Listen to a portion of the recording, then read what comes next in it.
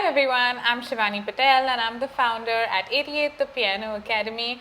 As you already know, we teach over 7 instruments to over 300 students, and today with me I have a really special guest.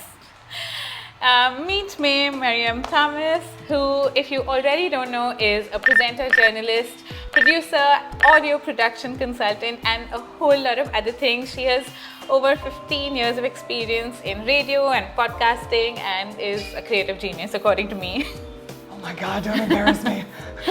She's the founder of her popular podcast, Maed in India, and she was also chosen by GQ magazine for being their 50 most influential young Indians. Thank you. So thanks for being on here today, May. I'm excited. This is going to be really cool. It's very rare that I end up having to be on the other side of the mic, so I'm like, okay, now the job roles have switched. Okay, so do you want to share with our viewers a little something about yourself and how you got into this? A little something, some background? Yeah, so I pretty much started my career in radio. I started out as a radio journalist. I wanted to be able to go out and record cool news stories and do things that I feel like for me I was really passionate about at that time, which was particularly storytelling or finding things that are sort of happening in the world that I felt like not enough people knew about. I feel like that's akin to being a journalist in general. Sure. And I just always loved the audio medium because I just grew up with radio for most of my career. Okay. How do I say this? I grew up in the 90s and I used to have a tape deck basically. And so what I would do would be that I would listen to the radio and whatever cool songs used to play on the radio, I used to record it on blank cassettes. So radio was a really deep part of my life. And then doing my career in radio just seemed like it made sense. And now, even though I'm not on radio anymore and I'm in the podcast space, I feel like the audio world is the world that I know the best. So running a podcast production company kind of made sense for me. So I think that's why, for me, audio is the medium that I love the most, and I that's the thing that I know the best. I'm anything else out of this. If I do science and all that, I'm oh my God, that is not my forte. But yeah. I understand. What's your earliest memory of the radio? So, like I said, being a kid that grew up in the 90s, I had a tape deck that my mom bought me when I was really young, and what would happen would be that when the radio would play music, like I said, You'd be listening in. That was my earliest memory of me interacting with radio. So yeah. Wow, really nice, lovely. Okay, so we have this little segment which is one of our most quirky ones. It's called debunking myths. So the myth that I'd like you to debunk is do musicians in India need Bollywood to survive? Because most people do think that they do. So I wanted you to share some light on this topic. I gotta be honest, I would say yes, in the sense that it is really difficult for artists to sort of make money from music in general. Sure, I understand. I don't know, it's very rare that you have someone making music from streaming particularly. And I would say that there are a lot of musicians that I know that are working in the sense of making music within Bollywood, or they're sessions artists.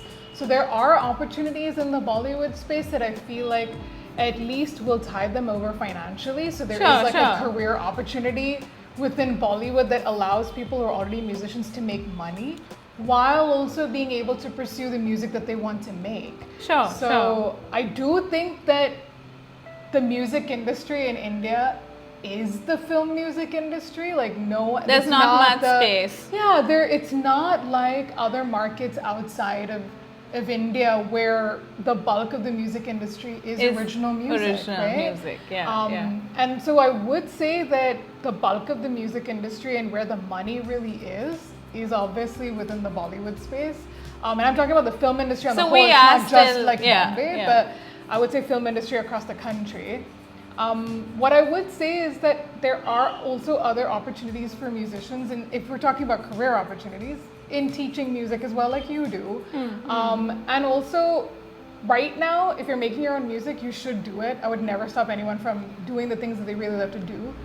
But assuming that you put out a song and immediately money is going to come into your bank account, that's not Yeah, what's that's gonna a tough happen. one. Yeah. So so I would say that Bollywood does provide some sort of opportunity, at least for artists to start making money at some point before they get to a So place somewhere where, we still are a bit reliant on Bollywood, like Yeah. pretty heavily as an industry. Exactly. Because even for you to make money, a lot of time you're making money through events. Sure. If you're making money from events or you're getting programmed at a music festival, your music has to get popular. So even that takes Yeah, time, if no one right? likes it, there's not much. It's not even, it could, it's not, the problem isn't even about whether people like it or not. It's discoverability also, right? How do people even discover your How do they music? know about it? Yeah.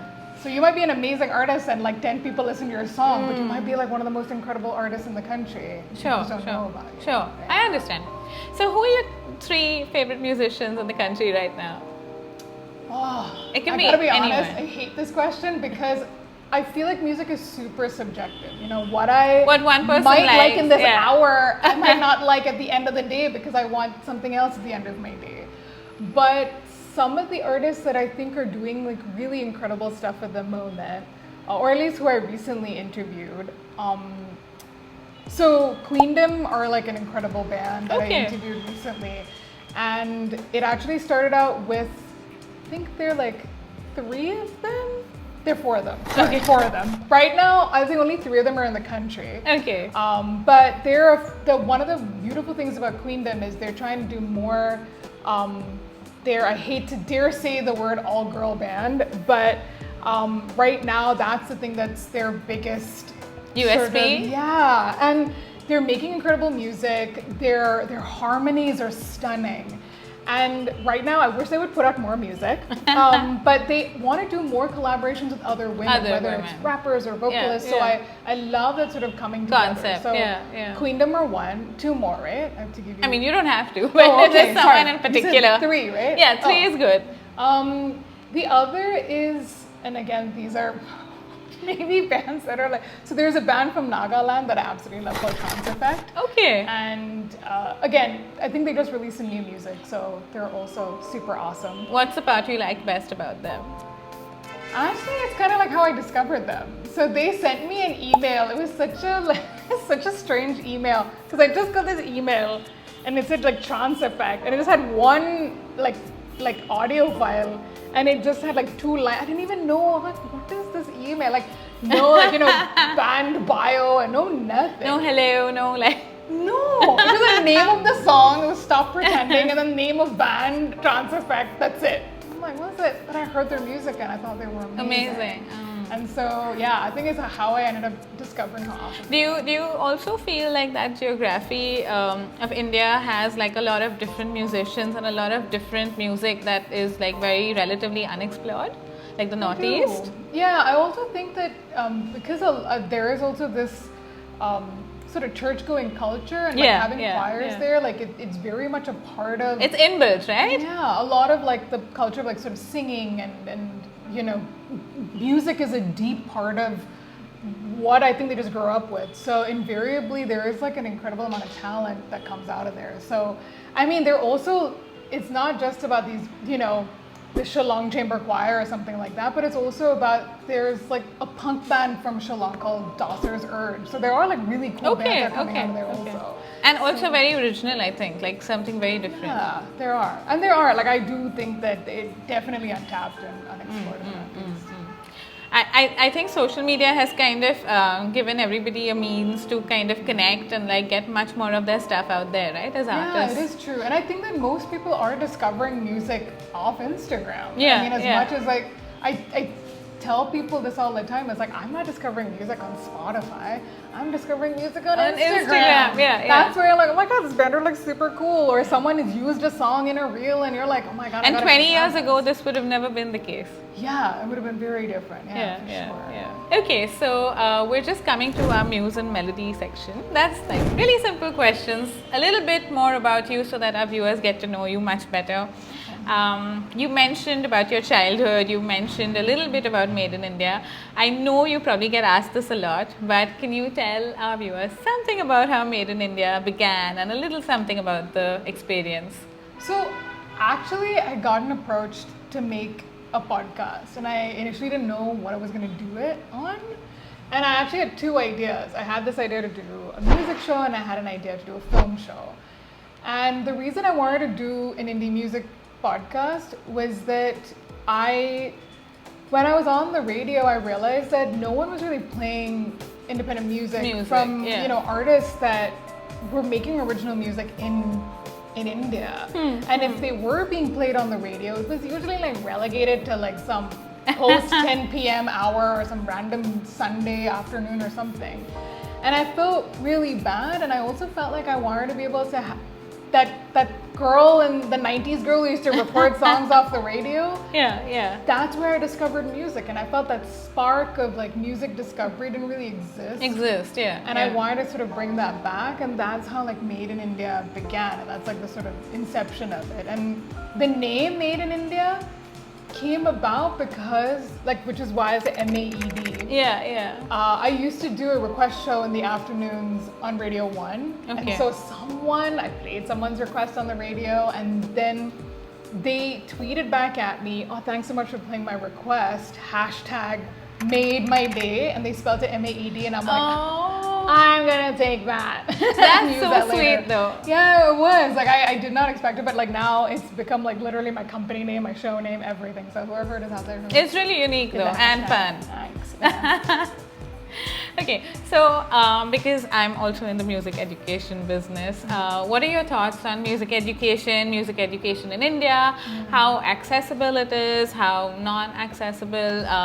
Any pointers for little kids, because some of them might be watching this show who want to compose, who want to become musicians. Please share your thoughts. So I do think that music education is growing a lot now, especially because like yourself, there are a lot of new music schools that are cropping up. There's also huge opportunities for kids to do more things in music, which isn't just maybe. When I was young, it was like singing in a choir, but I also grew up learning the piano. I was in boarding school. I learned the mridangam in boarding school. Oh, wow. So for me, like, I feel like music was like a deep part of my life because my mother used to sing. I studied mridangam in school, and the thing is that music was always a deep part of my life because my mom taught herself guitar. I remember the first song my mom ever taught me was House of the Rising Sun by the Animals. And so my brother and I learned how to, not that I know how to play guitar, my brother's a musician in the family, but I just grew up with music. And I feel like now there's so many opportunities that aren't maybe, because you have a chance to learn Carnatic music and Hindustani music. That when I was boarding school, that's what you learned. We also had this wonderful woman who taught us choir. So there is like this huge variety. There's so much versatility. And what you're doing now is that you're also teaching them instruments. I think now people are also, the thing that's interesting is like schools are also teaching more technical stuff like production. Right? Like music production. Because like you can now just make your own beats at home. And there's so many things that you can do. It's very dynamic. And there are all these like really young people who are like rapping and who are composing their own lyrics and I'm sure when they sort of go beyond their teenage years and how angsty they were, they'll be like, oh my God, like what I can't believe I wrote that angsty love song when I was 12. Because I have poetry I wrote that I'm like relatively no one will ever see that ever. But it is this idea that you can be your most creative. I feel like music is this huge opportunity for you to actually express yourself. Sure. So I love that, and music is always, in the education space, I think it's really interesting just to have young people be able to express themselves through music is a huge opportunity. Of course. Moving on, so I think there are a lot of young musicians today who are composing their own music, writing their own music, super creative.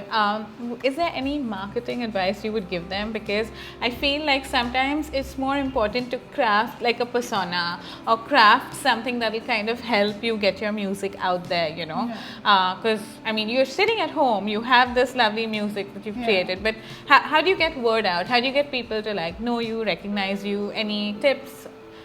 The way that most people are doing it generally is social media. That's how people are discovering music. And so when the thing that I would say is that when you're putting yourself out there and putting your music out there, I know people who like dress up, right? someone who likes anime might want to dress up in that particular style. Sure. Some people just want to be themselves, and they might just be them with a guitar and wearing a shirt and a pair of shorts and strumming a guitar. So and whatever that's enough. whatever you feel is naturally you. I think that's the most important, because if you want to, like, if you are that person who is like open and gregarious and you want to like play around with makeup and glitter and whatever, go for it and do that, and never feel like you should be embarrassed by that.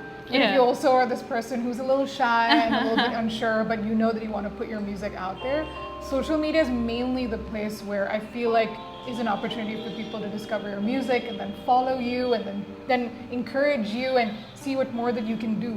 So I feel like that's the route. That's easy access. Just make an Instagram account and then suddenly you're online. Yeah, and it's free and it's easy. Yeah. So, May, when we read your bio, it comes across as very quirky, very different, very unfiltered. Thank you. What my question is that how has being unfiltered like helped you just generally in your podcast, in your interviewing style, in everything? Because a lot of other podcasts I've come across and I've seen up to now, it's like very scripted and very like, it's a different style. So I would say that, I think the thing that I've realized that as someone who's been an interviewer for most of my career is the most important thing is just to, as cheesy as it sounds, is to be yourself. And this is the person that even if you meet me on the road versus in a studio doing an interview, you're meeting the same person. I'm not trying to put on any airs. I'm not being any different than I would normally. And even if I'm interacting with you, the questions that we ask each other and the repartee, it's just similar. Me being me. Yeah. So usually, even when I'm like putting down a set of questions that I want to ask a guest in an interview, it is like, what am I curious about this person? Like, what do I want to get to know? What are the stories that I want them to tell me? So mainly it's just being curious. I think that's the thing that sort of governs like how I do my interviews in general. So for me, I think I hope I've answered your question, but I think that's like sort of my mindset in terms of like, if I am being, like you said, quirky, it's just like me being me, and this is how I am. I think this is useful to all budding podcasters and budding interviewers out there to know. Yeah, if you're a serious person, like, be the serious person. If you're a jokester, be the jokester. Just be yourself. Yeah, and I do think that you will also realize like who you are when you start actually like this, being a host and talking to other people. There are so many different kinds of hosts that I've seen, not just like the ones who have international repute, but even just people in terms of like how they are as a conversationalist. So I think that like for me, I'm being nothing but myself and I can't really help it. That's awesome though. Even it's the really bad good. jokes, yeah. You should make a bad joke at some point during the interview. Okay. No pressure. We'll move on to tune trivia. So, some quick questions. Sure, yeah. And answer to the best of your ability. Cool. So, I'm just going to ask you two spontaneous questions. Sure, yeah, so, of course. your favorite and most quirky band name? Oh. It should be easier. Is it? Something eclectic, like you really like their creativity in naming themselves. Bionic Moth, maybe. Okay. Bionic Moth, guys, for the Yeah. win. And amongst all the bands that you've seen, heard, a favorite instrumentalist that we can have our students listen to. So I feel like this is an instrumentalist who I think does unique, like has a really large repertoire. So there's a violinist called Ajay Jayanti. Okay. Who I have seen perform in like prog rock bands. He does classical. He does like just like his range of like who he sort of collaborates with is so broad and he's so versatile. Sure. I even knew him also because he performed with a friend of mine who's like a Telugu sort of singer-songwriter and he was performing. So like oh, wow. Ajay Jayanti, like not that the violin isn't like an uncommon instrument, but it's just I think he's unbelievably talented in just being able to like mold himself into and playing for genres that you kind of wouldn't really assume like a violinist would be playing lovely, in a prog rock band. lovely. But yeah, Ajay Jain, That'll be he's incredible. interesting for the students to Definitely have a check him listen out. to. Yeah, he's very good. We have some music appreciation clubs at the school, so so as fun. part of that, they can listen to Yeah. different people and That music appreciation is my jam. I'm that person that used to make all the awesome mixtapes. Oh. When I was like, so yeah. Which Mumbai-based rapper is known for his track Meri Gali Mein, which brought attention to the underground scene in Mumbai? I know this one. Divine and Nazy. Oh, awesome. So, do you have a favorite quote or something that inspired you in the past that you want to share with our listeners, young students? I do. What a coincidence. It's right here on my phone. Oh, awesome. So, like St. Andrew's Church Yeah, in yeah. Bandra, they have like quotes that they put up every now and then. So there's one that I actually wrote down because I think maybe I was, I think all of us are going through some struggle. or Sometimes it's the other. difficult, yeah. So this quote was on St. Andrew's Church and it's like, if you get tired, learn to rest, not to quit. Oh, deep. I know. I was like, go St. Andrew's Church. I was like, but yeah, it was a really. But if you read it over in your head, it's actually really deep. Yeah, and I felt like it really resonated with me at the time because I think I was just really tired.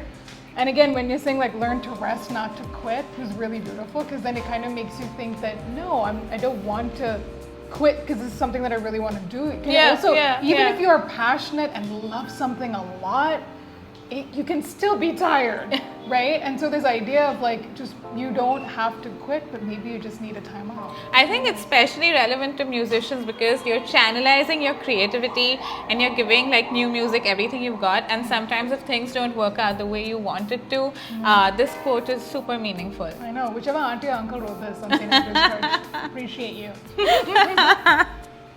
Okay, a book that you feel like is inspiring for women, because again, musicians, it's slightly difficult, and then like female musicians, a bit harder, I feel. Yeah. So there is a book I'm reading right now. It has an odd title, but there's a reason behind it. So there is a woman called Shreyana Bhattacharya, and she's an economist, and she's written a book called Desperately Seeking Shahrukh. Okay. But it's not what you think it is. So as an economist, one of the things that she's done is that she actually is a researcher, and she looks at Indian women and their love lives and their relationships, particularly with their fandom with Shah Rukh Khan, and to also understand where women stand in the workplace and within the economy.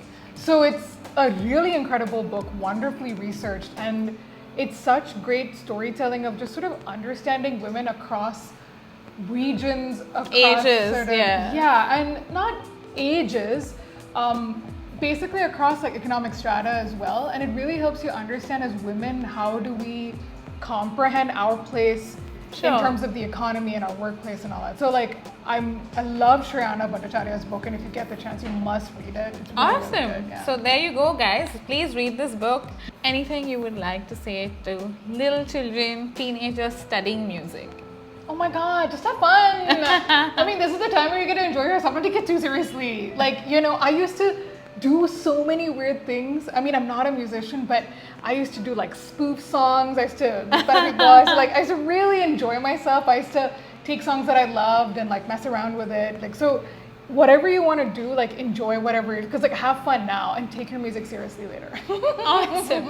Okay, before you leave, we have a lot of instruments out here. Yeah. Pick one and play a little something for us. So there's the piano. You can sing. We have some percussion instruments. We have a little djembe. How do I like using something drumming? Okay. Like my mridangam skills. Hi guys, so just popping in here to say hi and checking in. Let us know if you want to be part of the podcast in any way, on the mug, on any of our stuff, on the piano. We'll be creative. Let us know. Drop in an email to the email address down below.